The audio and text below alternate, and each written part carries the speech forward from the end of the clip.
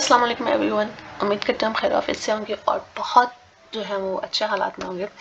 अल्लाह आप सबको अच्छे हालात में रखें। अच्छा जी, आज का टॉपिक है टाइप्स ऑफ नेटवर्क्स क्या होता है। ठीक है, अच्छा जी, हमारे पास 3 तरह के नेटवर्क होते हैं, लैन, मैन एंड वैन। अच्छा, इसके अलावा भी और होते हैं, उसके बारे में भी डिस्कस नहीं करेंगे क्योंकि अभी आपके कंटेंट का पार्ट जो है वो सिर्फ लैन, मैन एंड वैन ही है, इस पर ही बात करते हैं।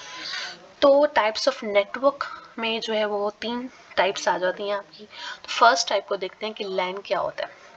अच्छा, बेसिकली अगर हम देखा जाए तो चैप्टर के शुरू में हमने नेटवर्क पढ़ा, नेटवर्क क्या होता है।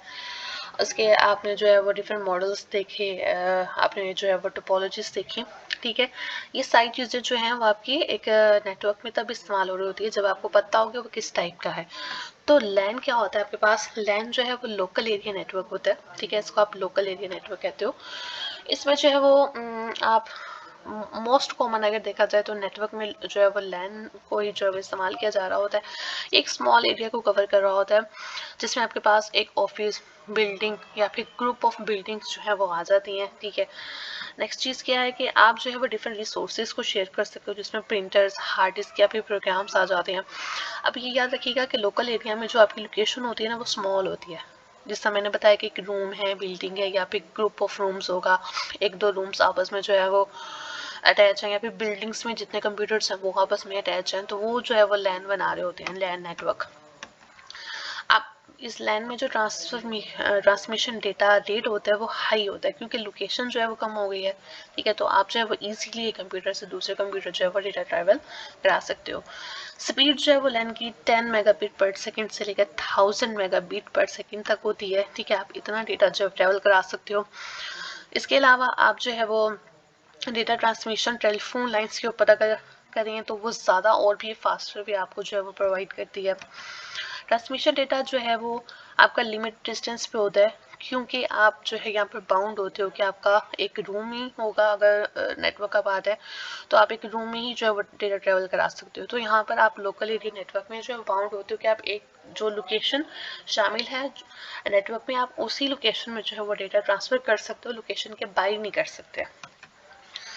इसके अलावा लिमिटेड नंबर ऑफ कंप्यूटर्स जो हैं आपके लैन में एक दूसरे के साथ अटैच होते हैं। फॉर एग्जांपल एक रूम है और एक रूम में 10 कंप्यूटर हैं तो 10 से ज़्यादा कंप्यूटर्स के साथ आप रब्ता नहीं कर पाओगे। एक बिल्डिंग है उसमें हद जो है वो 25 या 30 कंप्यूटर्स है, तो इससे ज़्यादा जो है आप फिर बाकी कंप्यूटर्स के साथ जो है वो रब्ता नहीं कर पाओगे। तो यहाँ पर जो आपके नंबर ऑफ कंप्यूटर्स हैं वो लिमिटेड होते हैं और इसमें जो सबसे अच्छा ट्रांसफ़र रेट होता है उसमें ये होता है कि आपके जो कंप्यूटर्स हैं वो कम से कम हो। हद जो है वो आपके जो है वो 10 से 15 कंप्यूटर जो है वो लोकल एरिया का जो है वो पार्ट होते हैं मैक्सिमम तौर पर।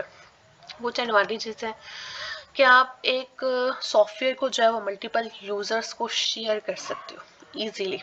एक कॉपी ऑफ सॉफ्टवेयर को आप डिफरेंट रिसोर्सेज को शेयर कर सकते हो जिसमें प्रिंटर्स आ जाता है, हार्ड डिस्क आ जाता है। ठीक है, डिफरेंट यूज़र्स के दरमियान आप जो है वो ईजिली मैनेज कर सकते हो डेटा को। अगर आपने जो है वो सेंट्रलाइज जो है वो हार्ड डिस्क इस्तेमाल की हुई है तो हर कंप्यूटर जो है वो एक ही हार्ड डिस्क में से जो है वो डेटा ले भी सकता है और रख भी सकता है।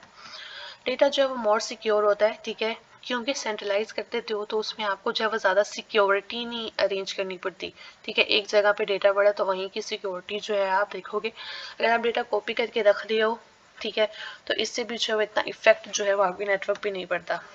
आप जो है वो इंफॉर्मेशन और डेटा डिफरेंट यूज़र्स के दरमियान जो है वो शेयर कर सकते हैं। आपको ये जो है वो अच्छी फैसिलिटी मिल जाती है। डिसएडवांटेजेस इसमें क्या है कि आपका जो एरिया है ना उसकी बाउंड्री होती है। ठीक है, कि वो या तो एक बिल्डिंग होगा, स्कूल होगा, कॉलेज होगा, इससे ज़्यादा आप जो है वो कम्युनिकेशन नहीं कर सकते। और आपका क्योंकि डेटा सेंट्रलाइज होता है तो उसमें सिक्योरिटी के इशू आ जाते हैं। ठीक है, सिक्योरिटी के इशू कैसे आ जाते हैं कि एक जगह पे सारी चीज़ें पड़ी हुई हैं तो कोई भी हैकर जो है वो किसी एक भी कंप्यूटर के साथ जो है वो असेस करके आपके डेटा को हार्म कर सकता है, डेटा चेंज कर सकता है, डिलीट कर सकता है। तो इससे जो है वो नेटवर्क आपका डिस्ट्रॉय हो सकता है। नेक्स्ट क्या है कि सारा जो लैन नेटवर्क है ना वो एक सेंट्रल सर्वर के ऊपर जो है वो डिपेंड कर रहा होता है। सर्वर ख़राब हो गया तो पूरा नेटवर्क जो है वो डिस्ट्रॉय हो गया। तो ये जो है वो एक डिसएडवांटेज है। लैन की जो सेटअप की कॉस्ट है, ठीक है, वो डिपेंड करती है कि आप कौन से टाइप ऑफ सॉफ्टवेयर को जो है इस्तेमाल कर रहे हैं। ठीक है, आप डिफरेंट ऑपरेटिंग सिस्टम इस्तेमाल करते हो, नेटवर्क हार्डवेयर कंपोनेंट्स इस्तेमाल करते हो जिसमें हब आ जाते हैं, आपके पास स्विचेस आ जाते हैं, केबल्स आ जाते हैं, गेटवेज आ जाते हैं। ठीक है, तो ये जो आपके कंपोनेंट्स हैं वो बड़े कॉस्टली होते हैं, जिसकी वजह से आपका होल नेटवर्क जो है बड़ा एक्सपेंसिव बन जाता है। तो ये भी इसका जो है एक डिसएडवांटेज है। हम यहाँ पे दो टाइप्स की जो है हम आपको बताए जा रहे हैं कि लैन कैसे हो सकते हैं। क्लाइंट सर्वर मॉडल बेस भी हो सकता है और पेयर टू पेयर भी हो सकता है। क्लाइंट और सर्वर मॉडल क्या है, पेयर टू पेयर क्या है, ये हम जो है वो पहले वाले लेक्चर्स में पढ़ चुके हैं। अगर आपको नहीं पता तो मैं डिस्क्रिप्शन में जो लिंक डाल दूंगी, आप वहाँ से जो है वो शेयर कर सकते हैं। अब आप कंफ्यूज हो गए होंगे कि यहाँ पे क्लाइंट सर्वर नेटवर्क और पेयर टू पेयर की बात क्यों की गई। बेसिकली एक लोकेशन है जिसमें दो मॉडल्स आप इस्तेमाल कर सकते हो, यानी कि दोनों में से कोई एक इस्तेमाल करोगे। वो क्लाइंट सर्वर बेस्ड भी हो सकता है, वो पेयर टू पेयर भी हो सकता है। ठीक है, तो आपने चूज करना है कि आप कौन सा मॉडल इस्तेमाल करोगे एक लोकेशन के अंदर। ठीक है, तो वो एक नेटवर्क बन जाता है कि लोकल एरिया बेस है या फिर उससे बड़ा है। एक रूम में आप क्लाइंट सर्वर जो है वो मॉडल इस्तेमाल कर रहे हो या पेयर टू पेयर इस्तेमाल कर रहे हो, तो ये चीज़ें जो है वो इसमें आ रही हैं। यहीं पर जो है आपका लेक्चर ख़त्म होता है। उम्मीद करती हूँ कि आपको जो है वो अच्छे से समझ आ गई होगी। ठीक है, मिलते हैं अगले लेक्चर में, तब तक के लिए खुदा हाफिज़।